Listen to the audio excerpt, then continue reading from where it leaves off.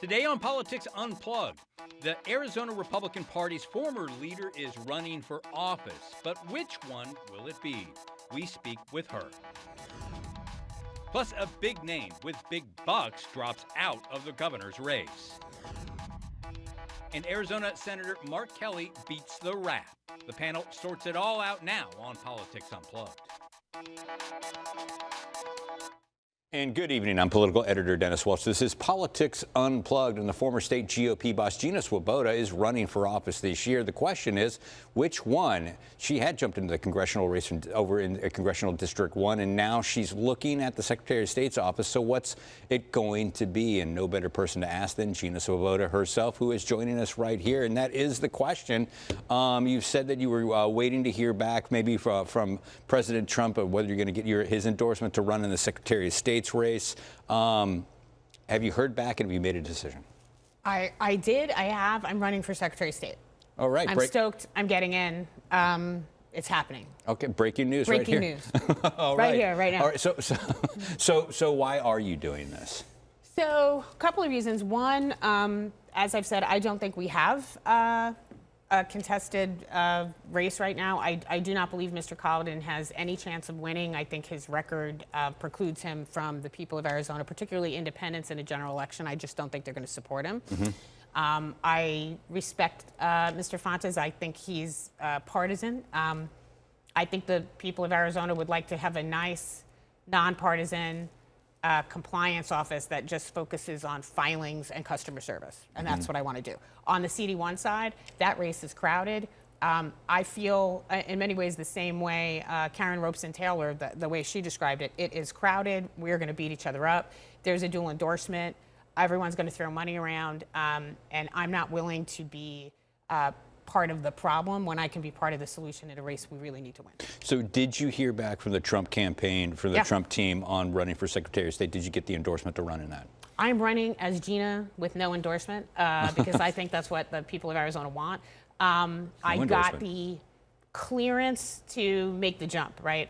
The president gave me the endorsement for one, and I didn't want to get out without, giving him a heads up and saying like, hey, are you okay? That felt kind of disrespectful to me. I don't know if the administration will get involved in the Secretary of State's races nationwide. Again, I would like this to be as nonpartisan as possible. In many states, we have election boards.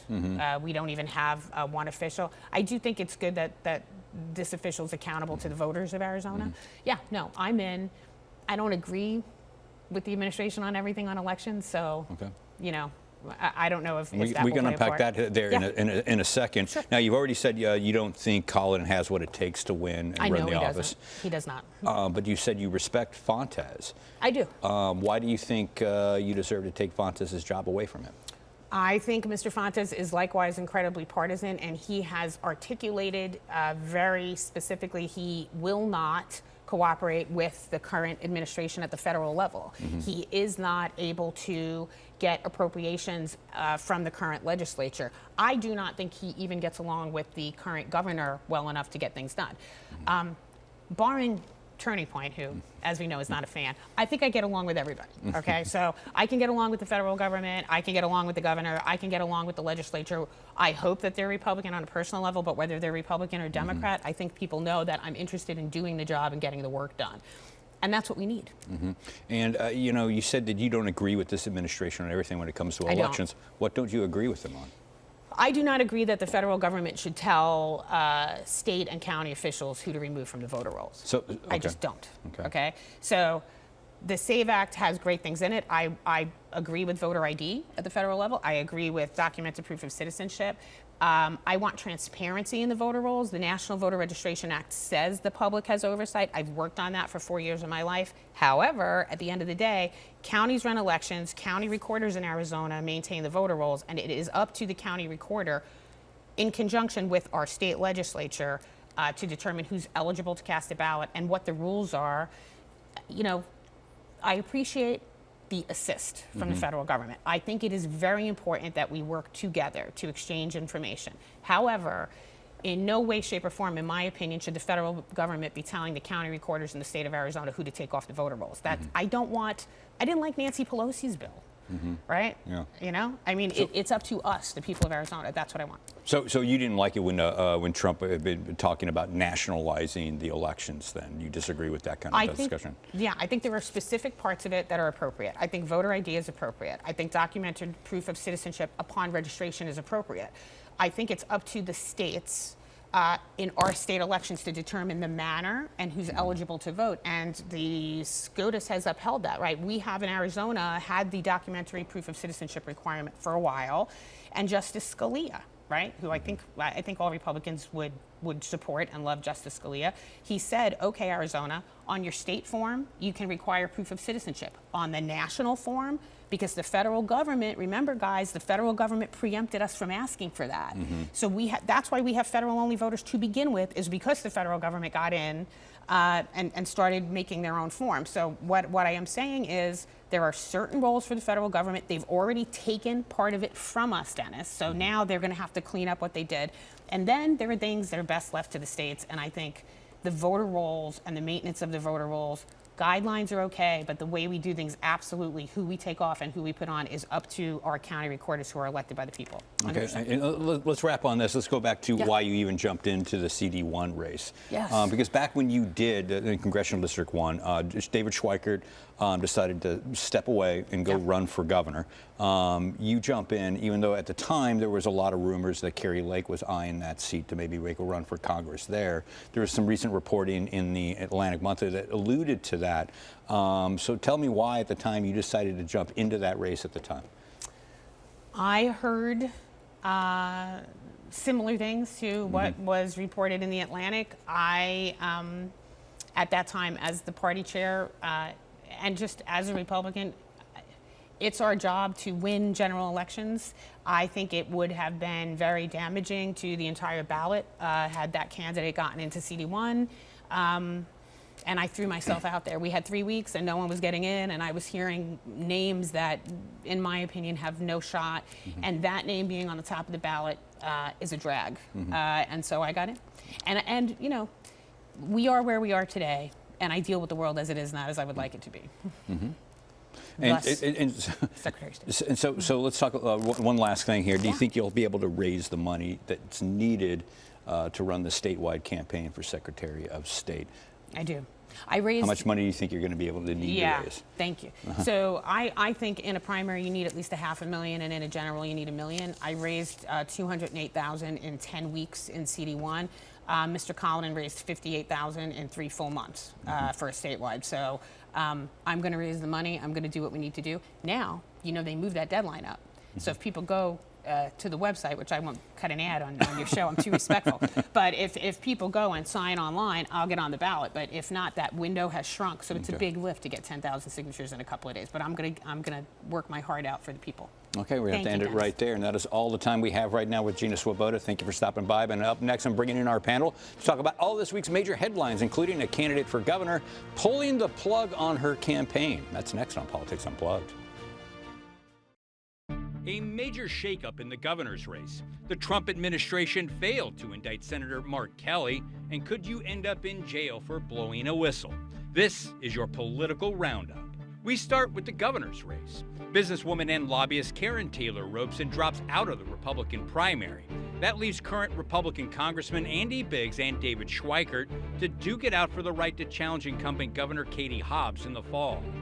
Senator Mark Kelly had a good week in court. First, federal prosecutors failed to indict him and 5 other Democrats over a video that reminds members of the military that they don't have to obey illegal orders.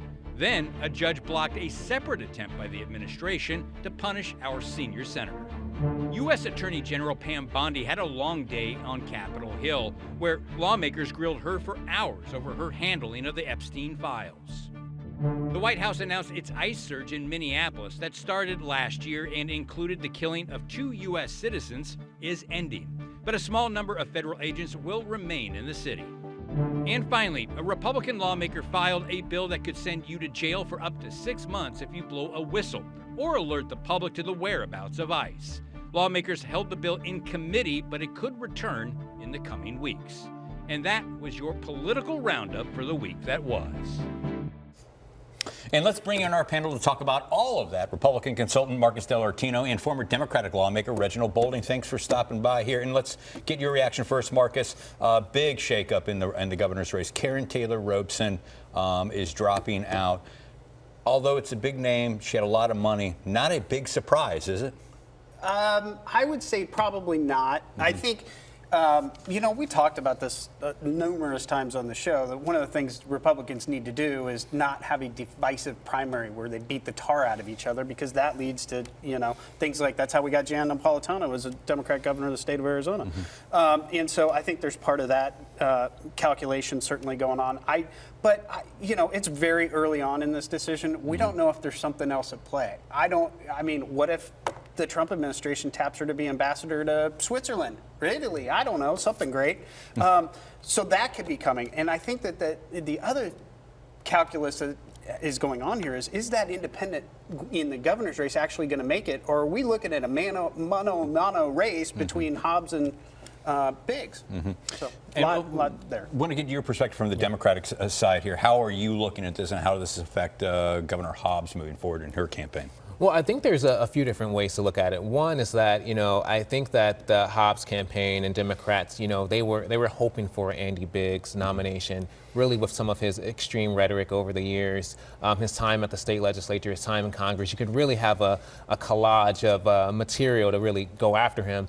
But the other aspect is that now, he may be able to build up a war chest. Obviously, outside money will probably determine this governor's race, but if there is not a heated primary, that lends him the opportunity to build up a little bit more resources. Okay, and where does this leave David Schweikert?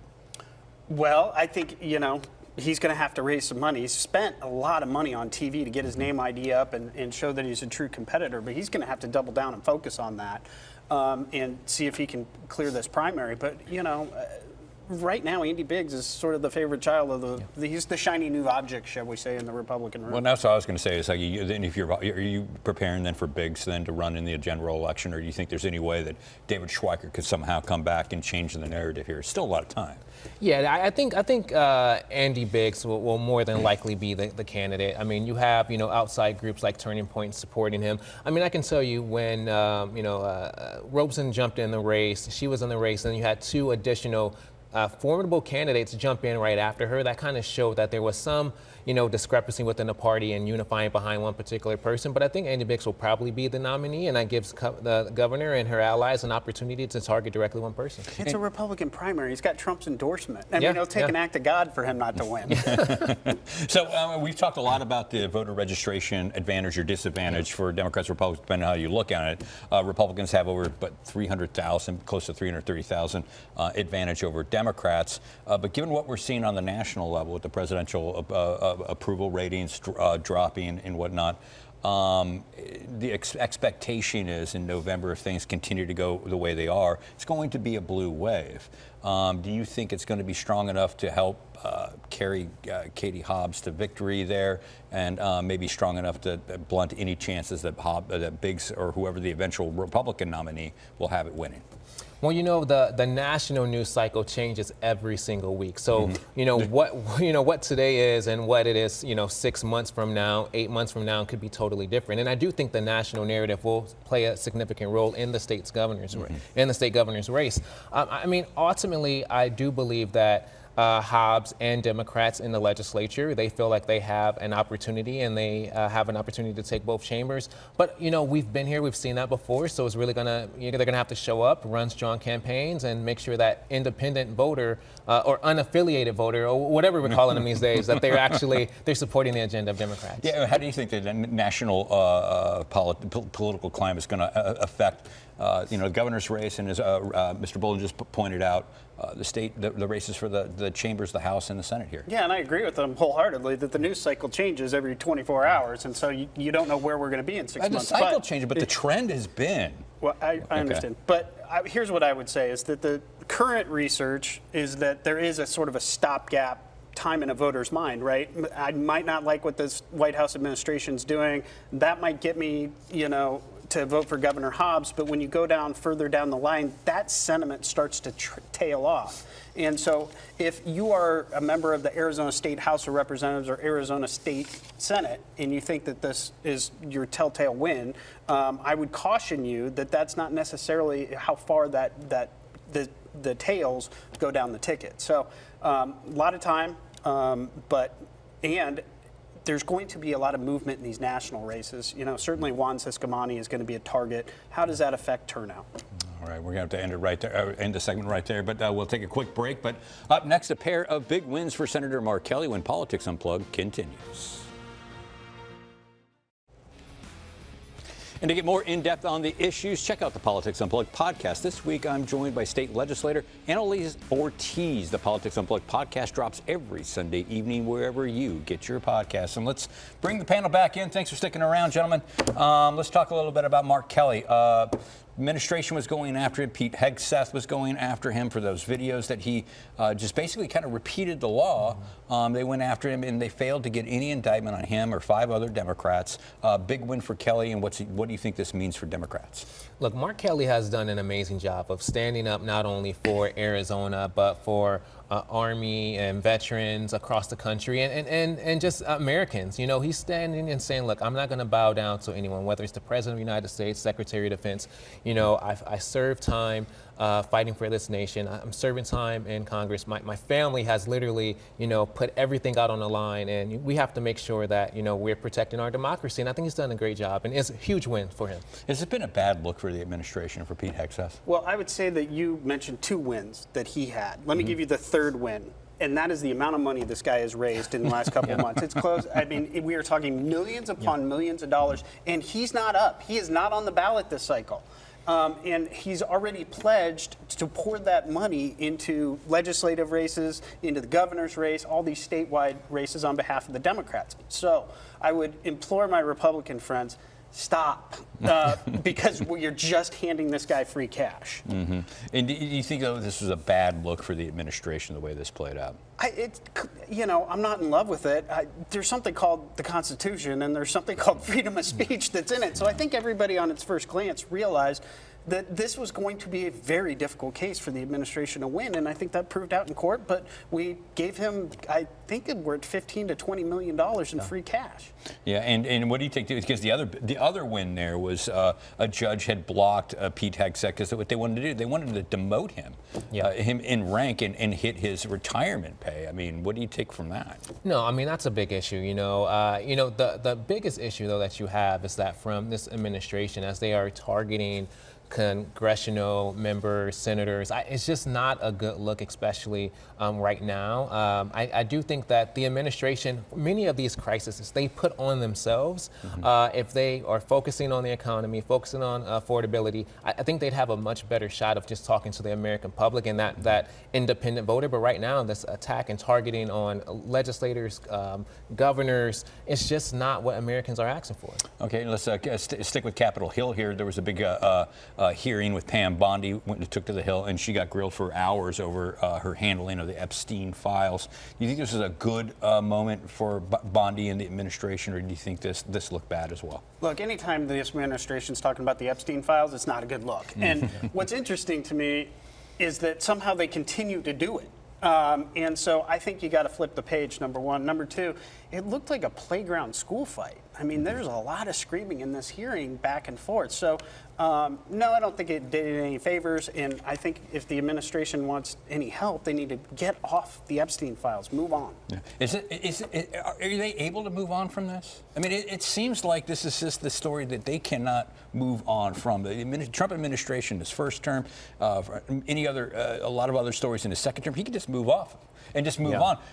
A month ago, we were talking about invading Greenland. We're not talking about that anymore, but this story just keeps sticking around. Well, the problem is they are protecting individuals who are a part of the administration or have very close ties to the administration, and that that cover-up is actually making this whole thing drag out much longer. And the question really is when you start to redact some of those names and see those names unredacted, what are we hiding? Just this week you've seen a major CEO from a Dubai company just resign, and others. It's just, it's just so much. Oh, Goldman Sachs attorney. It's just so much that's happening. So stop redacting the names, just lay it out, and then move on. Yeah, and what I mean, you can't blame the media on this one. You can't blame the Democrats on this one. And here's my point, is that it's a Republican majority in the House of Representatives led by a Republican Speaker of the House. It was the Republicans' hearing that forced this.